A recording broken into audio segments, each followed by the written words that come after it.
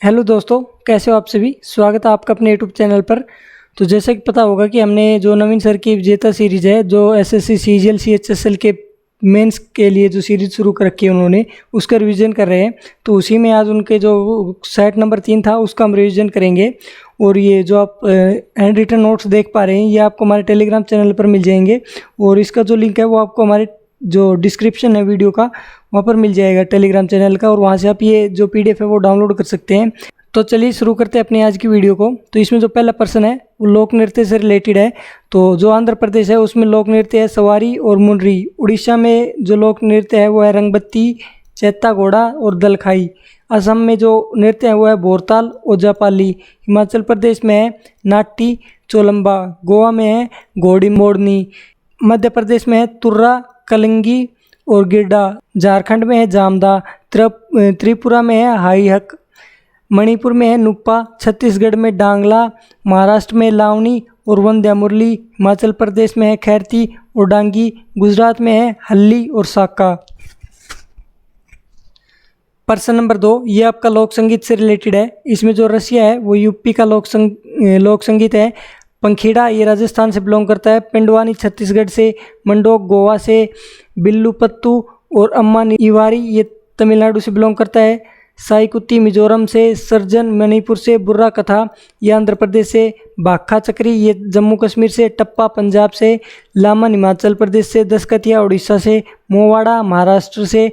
घसियारी UK से। लोठिया राजस्थान से। और आल्ला और सोहर यूपी से बिलोंग करते हैं।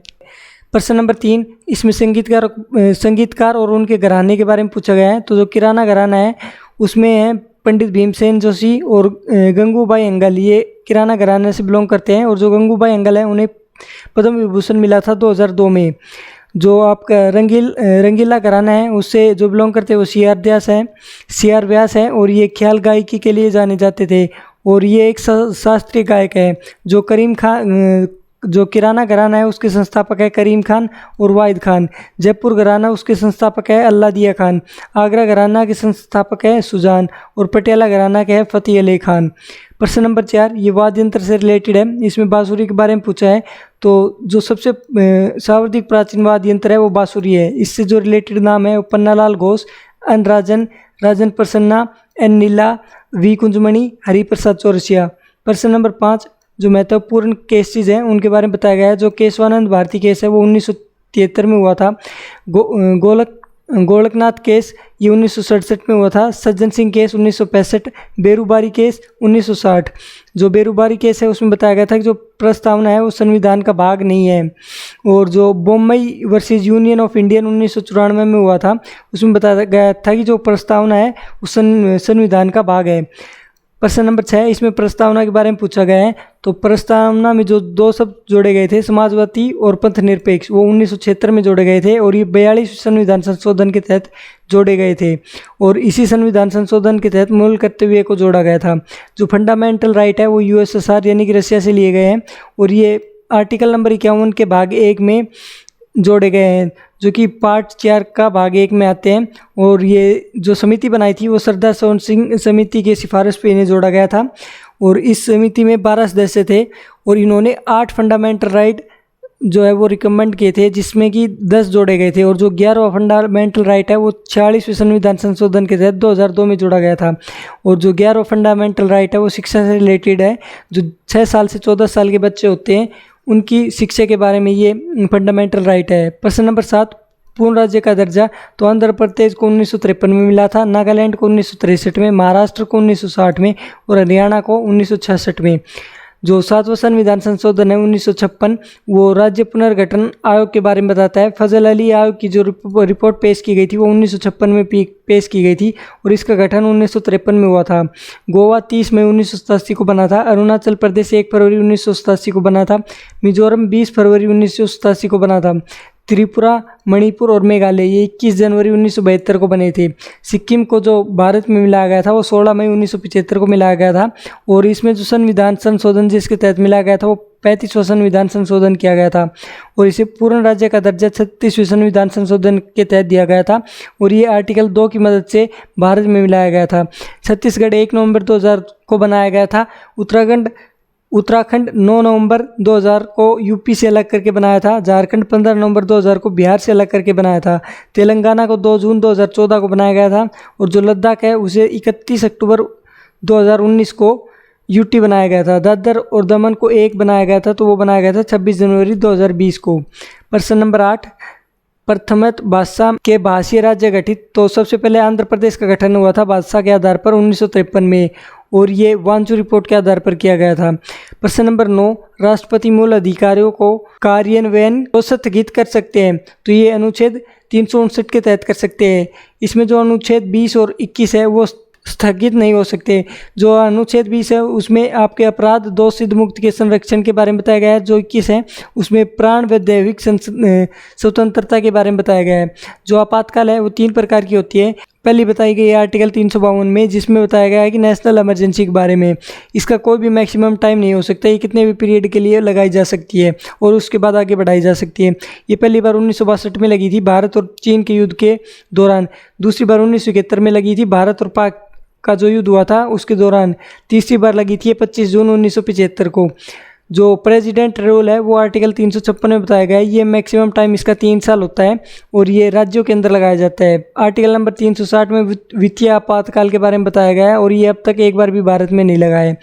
प्रश्न नंबर 10, रिट के बारे में बताया गया है। तो रिट आर्टिकल 32 के तहत सुप्रीम कोर्ट में रिट दायर की जा सकती है और भीमराव अंबेडकर ने इसे संविधान का हृदय और आत्मा कहा था। 5 प्रकार की रिट होती है। पहली जिसमें बंदी प्रत्यक्षीकरण, इसमें सशरीर इंसान को पेश करना होता है। परमादेश, वी कमांड जिसे कहते हैं। प्रतिषेध, टू फॉरबिड इसे कहते हैं। उत्प्रेषण, टू बी सर्टिफाइड, ये आफ्टर डिसीजन किया जाता है। और जो अधिकार परीक्षा है इसमें बताया जाता है कि बाय व्हाट अथॉरिटी, आप किस अथॉरिटी से ये काम कर रहे हैं। प्रश्न नंबर 11, प्रश्वरनाथ की शिक्षाएं संग्रहित रूप से जानी जाती है। तो वो चतुर्याम नाम से जानी जाती है और ये जैन धर्म से संबंधित थे और ये 23वें तीर्थंकर थे। इन्होंने जो शिक्षा दी थी वो सत्य, अहिंसा, असत्य और अपरिग्रह के बारे में दी गई थी। और जो 24वें तीर्थंकर थे वो महावीर स्वामी थे और इन्होंने 5वां व्रत इसमें जोड़ा था जो कि ब्रह्मचर्य था। जैन धर्म की जैन धर्म 2 शाखाओं में बट गया था, जिसमें एक थी दिगंबर जिसका चीफ था भद्रभाव और दूसरा श्वेतांबर जिसका चीफ था स्थूलभद्र। जैन संगति 2 जैन संगति हुई थी, एक 300 BC में जो कि पाटलिपुत्र में हुई थी, जो कि स्थूलभद्र ने करवाई थी। 512 AD में वल्लभी में हुई थी। इसमें जो चीफ थे वो थे देवधीर समाश्रवण।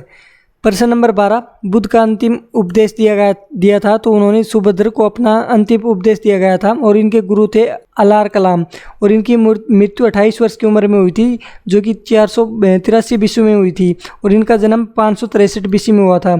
इनकी जो प्रमुख 4 घटनाएं हैं, महाभिनिष्क्रमण ये पहली घटना है जो कि घर त्याग की घटना थी। महाबोधि ये दूसरी घटना है जिसमें इन्हें ज्ञान की प्राप्ति हुई थी। धर्मचक्र परिवर्तन ये तीसरी घटना है और इसमें इन्होंने अपना प्रथम उपदेश दिया था। महापरिनिर्वाण ये चौथी घटना है, इसमें इनकी मृत्यु हो गई थी। बौद्ध संगति 4 बौद्ध संगति हुई थी। पहली 483 BC में हुई थी अजातशत्रु के समय में राजगृह में। दूसरी 383 BC में हुई थी कालाशोक के समय में वैशाली में। तीसरी 255 BC में हुई थी अशोक के समय में पाटलिपुत्र में और चौथी 1st सेंचुरी में हुई थी कनिष्क के समय में कुंडलवन में। प्रश्न नंबर 13, तिब्बत में बौद्ध धर्म के वज्रयान संप्रदाय की स्थापना किसने की थी? तो ये शांतरक्षित ने की थी और इसके जो एक सहयोगी थे जिनका नाम था पद्मसंभव। चौथी जो बौद्ध संगति है वो चौथी बौद्ध संगति के बाद में जो बौद्ध धर्म है वो 2 भागों में टूट गया था। जो 2 भाग थे वो थे महायान और हीनयान। जो महारक्षित है वो यवन देश गया था और महेंद्र और संघमित्रा ये श्रीलंका में गई थी। मित्रिछम ये हिमाचल क्षेत्र में गया था। अशोक के काल में धर्म प्रचार के लिए भेजे गए थे ये सभी। प्रश्न नंबर 14, मौर्य प्रशासन। तो इसमें जो रूप प्रदर्शक नामक पदाधिकार होते थे तो वो कारीगरों के निरीक्षण के उत्तरदायी होते थे। मौर्य वंश के जो संस्थापक थे वो चंद्रगुप्त मौर्य थे जिन्होंने 322 से 298 BC तक राज किया था। उसके बाद बिंदुसार जिन्होंने 298 से 273 BC तक राज किया था। उसके बाद अशोक जिन्होंने 269 BC से 262 BC तक राज किया था। इसमें जो पुरोहित होते थे वो धर्म प्रचार के लिए उत्तरदायी होते थे। अंतर्वैदिक ये अंतपुर की व्यवस्था के लिए उत्तरदायी होते थे। मार्ग निर्माण के लिए एग्रीनोमी होते थे और ये इंडिका जो नाम की जो पुस्तक थी उससे पता चलता है। जो राजस्व विभाग था उसके लिए सामहर्त उत्तरदायी होता था। महालेखाकार जो होता था उसे कहा जाता था एक्सपटालाध्यक्ष। जो वन विभाग होता था उसे कहा जाता था आठविक। खजाना का जो अध्यक्ष होता था उसे कहा जाता था सन्निधाता। जो न्याय के लिए अध्यक्ष होता था उसे कहा जाता था व्यावहारिक। वाणिज्य के लिए कहा जाता था पन्याध्यक्ष। मुद्रा और टकसाल के लिए कहा जाता था लक्षणाध्यक्ष। और जो मापतोल के लिए होता था वो होता था पौधाध्यक्ष। जो खान विभाग था उसका अध्यक्ष होता था अकराध्यक्ष। कताई बुनाई विभाग का अध्यक्ष होता था सूत्राध्यक्ष। भूमि का अध्यक्ष होता था सित्ताध्यक्ष। प्रश्न नंबर 15, अशोक के काल में सौराष्ट्र का गवर्नर कौन था? तो तुषासप था। सौराष्ट्र में जो झील है वो सुदर्शन झील है। सुदर्शन झील है, इसका निर्माण पुष्पगुप्त ने करवाया था और ये चंद्रगुप्त के काल से बिलोंग करता है। जो तुषासप था उसने इससे नहर निकलवाई थी और ये अशोक के दरबार में था। जो सुविशाख है, इसने बिना बेगार के सुवर्दर्शन झील का जीर्णोद्धार यानी कि रिनोवेशन करवाया था और ये रुद्रदामन के काल में करवाया गया था। और जो परिमाल है उसने इसे रिनोवेट करवाया था और ये समुद्रगुप्त के काल में करवाया था।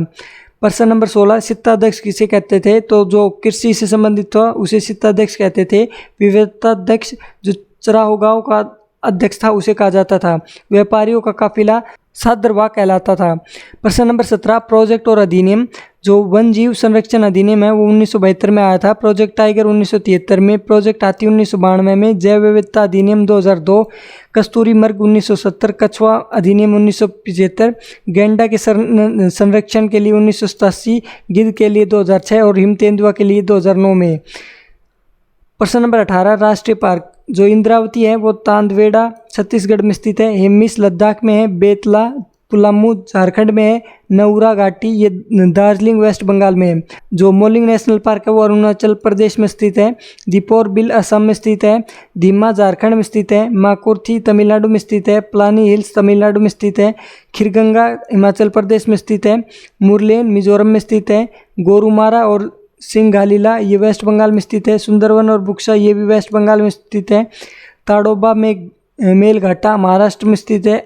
अंसी बेलर घाटा ये कर्नाटक में स्थित है। प्रश्न नंबर 19, ग्रीन हाउस गैस। जो ग्रीन हाउस गैस होती है वो उनमें आती है CO2, CH4, N2O, vapour, CFC और SO2। प्रश्न नंबर 20, कार्बन क्रेडिट की अवधारणा उत्पन्न हुई थी तो ये कोटक प्रोटोकॉल के से उत्पन्न हुई थी जो कि 1997 में जापान में हुआ था। और ये ग्रीन हाउस गैस को कंट्रोल करने के लिए किया गया था। जो रियो डी जेनेरियो है ये 1992 में हुआ था और ये इक्वाडोर और पेरू के बीच एक समझौता था। मॉन्ट्रियल प्रोटोकॉल है वो 1987 में हुआ था और ये ओजोन के लिए किया गया था। जो पहला COP हुआ था वो बर्लिन में हुआ था 1995 में। 2023 का जो COP हुआ था वो 28वां था जो दुबई में हुआ था। जो 2024 का COP था वो 29वां COP था जो कि बाकू अजरबैजान में हुआ था।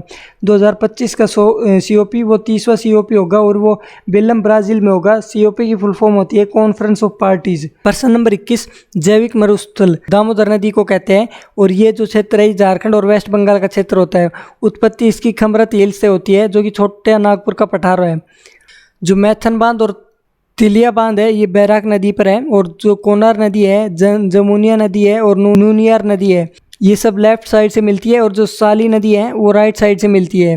ये सब दामोदर नदी में मिलती है। प्रश्न नंबर 22, जनगणना 2011 के बारे में है। जो नगरीय जनसंख्या है, जो नगरीय जनसंख्या का देश की कुल जनसंख्या का प्रतिशत है तो वो 31.16% है। ग्रामीण जनसंख्या का 68.84% है। सार्वधिक प्रतिशत हिमाचल प्रदेश का है जो कि 90% है और ये ग्रामीण जनसंख्या का सार्वधिक प्रतिशत है। सबसे ज़्यादा जो जनसंख्या है, जो सबसे ज़्यादा संख्या जो गाँव में रहती है वो यूपी में है और सबसे कम प्रतिशत में जो ग्रामीण है वो गोवा में है। जो सार्वधिक शहरी संख्या में है वो महाराष्ट्र में है। प्रश्न नंबर 23, धार्मिक समूहों के बारे में पूछा गया है। धार्मिक समूह का जो सर्वाधिक भाग नगरीय है वो जैन धर्म का है जिसके 94% लोग हैं। और सेंसस 2011 के तहत जो हिंदू है वो 79.8% है, मुस्लिम 14.2% है, ईसाई 2.3% है, सिख 1.7% है और 5वें नंबर पर बौद्ध 0.7% है और छठे नंबर पर जैन आते हैं। प्रश्न नंबर 24, प्रथम भूमि विकास बैंक की स्थापना झांग में हुई थी 1920 में और ये जालंधर में पड़ता है पंजाब में। प्रथम ग्रामीण बैंक 1975 में बना था 2 अक्टूबर 1975 को। इसका नाम रखा गया था प्रथमा बैंक और ये मुरादाबाद यूपी में स्थापित किया गया था। ग्रामीण बैंकों के पिता मोहम्मद यूनुस को कहा जाता है और इन्हें नोबेल पीस प्राइज़ 2006 में मिला था और गांधी इंटरनेशनल अवार्ड 2000 में मिला था और ये बांग्लादेश से बिलोंग करते हैं। प्रश्न नंबर 25 नाबार्ड के बारे में पूछा है। इसकी स्थापना 1982 में हुई थी और ये RBI का सहायक है।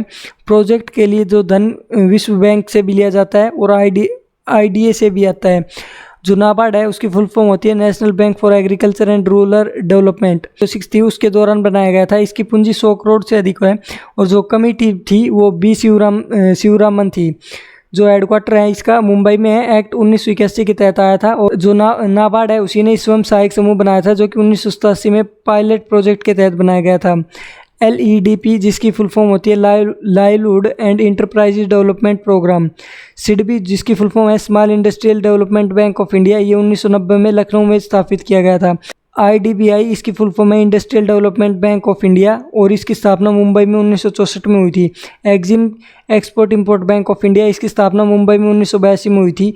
SEBI security and exchange board of India, इसकी स्थापना 1998 में मुंबई में की गई थी और 1992 एक्ट से इसे पावर दी गई थी। प्रश्न number 26 direction of flow of electric current, तो ये गैल्वेनोमीटर से नापा जाता है। फ्लो ऑफ करंट एमीमीटर से नापा जाता है। रेजिस्टेंस को कम या ज़्यादा करने के लिए रायोस्टेट का यूज़ किया जाता है और जो दो बिंदुओं के बीच वोल्टेज होता है उससे वो वोल्टोमीटर से मापा जाता है और जो रेजिस्टेंस को मापता है वो ओम मीटर होता है। प्रश्न नंबर 27 स्केलर क्वांटिटी यानी कि अदिश राशि के बारे में पूछा है। तो इसमें सिर्फ परिमाण होता है यानी कि क्वांटिटी होता है, जैसे कि द्रव्यमान, लंबाई, दूरी, समय, कार्य, क्षेत्रफल, आयतन और आवेश। सदिश राशि यानी कि वेक्टर क्वांटिटी, इसमें डायरेक्शन और मैग्नीट्यूड दोनों होते हैं और इसका उदाहरण है वेलोसिटी, संवेग और आवेग। प्रश्न नंबर 28 ये न्यूमेरिकल है जिसमें कि मोल संख्या का जो फॉर्मूला होता है वो द्रव्यमान बटे मोलर द्रव्यमान होता है। प्रश्न नंबर 29 उपधातु के बारे में पूछा है। मेटलॉइड जिसमें होते हैं Barron, silicon, arsenic, antimony, tellurium, polonium और जर्मेनियम। प्रश्न नंबर 30 इलेक्ट्रोपॉजिटिव नेचर में जो होते हैं वो मेटल्स होते हैं। जो सबसे अधिक डक्टाइल है वो गोल्ड है और इनमें मेलेबिलिटी होती है। इनका जो मेल्टिंग और बॉइलिंग पॉइंट है वो सबसे हाई होता है। प्रश्न नंबर 31 एक मोल में मौजूद कणों की संख्या होती है 6.022 × 10⁻23 और जो न्यूक्लियस और प्रश्न नंबर 32 न्यूक्लियस और सेल मेम्ब्रेन के बीच में जेली पदार्थ होता है उसे साइटोप्लाज्मा कहते हैं। प्रोटोप्लाज्मा होता है भौतिक जीवन का आधार। इसकी खोज पुरकिंजे ने की थी। कोशिका के केंद्र के अंदर द्रव्य प्रेजेंट होता है और जो इसके अंदर जेली होती है उसको न्यूक्लियोप्लाज्मा कहते हैं। प्रश्न नंबर 33 झिल्ली से नियोजित थैली पाचक एंजाइमों से भरी होती है तो उसे लाइसोसोम कहते हैं और ये इसे डाइजेस्टिव बैग भी कहा जाता है। आत्मघाती थैली भी इसे कहते हैं और इसकी खोज डी डुबे ने की थी 1955 में और इन्हें नोबेल प्राइज़ मिला था 1974 में। कोशिका को साफ करने का काम करती है और ये यूकैरियोटिक कोशिका में पाई जाती है और जो स्तनधारी होते हैं उनके WBC में लाइसोसोम नहीं होता है। गाल्जी कोई, इसकी खोज कैमिलो गाल्जी ने की थी 1898 में और जो माइटोकॉन्ड्रिया है उसकी खोज एल्टमैन ने की थी 1857 में। प्रश्न नंबर 34 सेल फंक्शन को कंट्रोल करता है तो केंद्र कंट्रोल करता है। इसकी खोज रॉबर्ट ब्राउन ने की थी 1831 में। कोशिका की खोज रॉबर्ट रूक ने की थी 1665 में और इन्होंने डेड सेल की खोज की थी और इनकी बुक का नाम था माइक्रोग्राफिया। ल्यूवेनहॉक ने 1667 में जीवित सेल की खोज की थी। प्रश्न नंबर 35 पादप कोशिकाओं की भित्तियाँ, तो ये सेलुलोज से बनी होती है और जो जीवाणु की भित्तियाँ है वो पेप्टिडोग्लाइकेन से बनी होती है। कवक की भित्ति ये काइटिन से बनी होती है। प्रश्न नंबर 36 भारत का पहला ग्रीन हाइड्रोजन पायलट प्रोजेक्ट, तो इसकी स्थापना सतलुज जल विद्युत निगम द्वारा की गई थी और ये हिमाचल प्रदेश के नथपा झाकड़ी हाइड्रो पावर में स्थापित है। प्रतिदिन ये 8 घंटे में 14 किलोग्राम हरित हाइड्रोजन का उत्पादन करता है। प्रश्न नंबर 37 प्रमुख दिवस और थीम 2024, इसमें विश्व मरुस्थलीकरण और सूखा रोकथाम दिवस ये 17 जून को बनाया गया है और इसकी जो थीम थी वो थी भूमि के लिए एकजुट हमारी विरासत हमारा भविष्य। अंतर्राष्ट्रीय ओलंपिक दिवस 23 जून को बनाया गया है और इसकी थीम थी लेट्स मूव एंड सेलिब्रेट। विश्व शरणार्थी दिवस 20 जून को बनाया गया है और इसकी थीम थी for a world where refugees are welcome. और जो इंटरनेशनल योग दिवस है वो उसकी थीम थी योगा फॉर सेल्फ सोसाइटी और ये 20 जून को बनाया गया है। प्रश्न नंबर 38 नाटो के बारे में पूछा गया है। नाटो की फुल फॉर्म है नॉर्थ अटलांटिक ट्रीटी ऑर्गेनाइजेशन। इसके महासचिव जो नियुक्त किए गए वो मार्क रूटे किए गए हैं और ये नीदरलैंड के पूर्व प्रधानमंत्री थे। जो इसकी स्थापना हुई थी वो 4 अप्रैल 1949 को हुई थी। इसके जो हेडक्वार्टर है वो ब्रुसेल्स में है। प्रश्न नंबर 39 तोपखाना संग्रहालय का उद्घाटन नासिक में किया गया है। सेना विरासत म्यूजियम का उद्घाटन हिमाचल प्रदेश में किया है। नौसेना विमानन म्यूजियम का उद्घाटन गोवा में किया गया है और जो वायुसेना विमानन म्यूजियम है उसका उद्घाटन नई दिल्ली में किया गया है। प्रश्न नंबर 40 सेबी के जो नए अध्यक्ष बने हैं वो श्रीनिवासलू शेट्टी बने हैं। एमडी राणा जो इसके एमडी हैं वो राणा अशोक कुमार है। जो सब एनएसए बने हैं वो टीवी रविचंद्रन बने हैं। सीबीडीटीए इसके अध्यक्ष रवि अग्रवाल बने हैं। राज्यसभा सदन के जो नेता राज्यसभा के सदन के नेता है वो जेपी नड्डा को बनाया गया है। पीएम के सचिव है वो पीके मिश्रा को बनाया गया है और सीवीसी ये प्रवीण कुमार श्रीवास्तव को बनाया गया है। तो ये 40 सवाल थे जो कि प्रैक्टिस सेट नंबर 3 था, वो मैंने आपको कंप्लीट रिवाइज करवा दिया है। अगर आपको ये पीडीएफ चाहिए तो पीडीएफ आपको हमारे टेलीग्राम चैनल से मिल जाएगी। टेलीग्राम चैनल का लिंक आपको डिस्क्रिप्शन में मिल जाएगा, वहाँ से आप ये पीडीएफ डाउनलोड कर सकते हैं। वीडियो कैसी लगी हमें कमेंट बॉक्स में ज़रूर बताइए। अगर अच्छी लगी हो तो लाइक करें और चैनल को सब्सक्राइब करें। तो मिलते हैं आपसे अगली वीडियो में, तब तक के लिए धन्यवाद।